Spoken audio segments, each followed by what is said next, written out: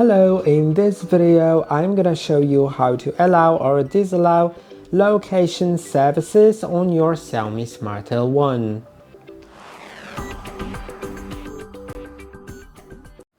Location services estimate your location based on your Wi-Fi network and are used to, for example, adjust the time in your system to the correct time locally, as well as some recommendations based on your region and some other things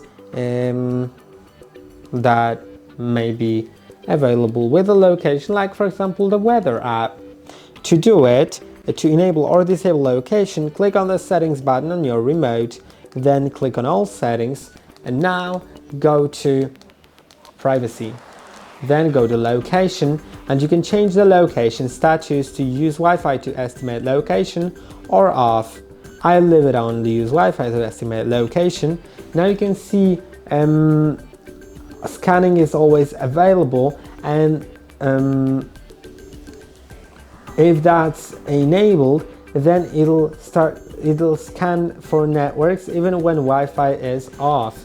And then you also see recent location requests to see which apps have been recently requesting your location.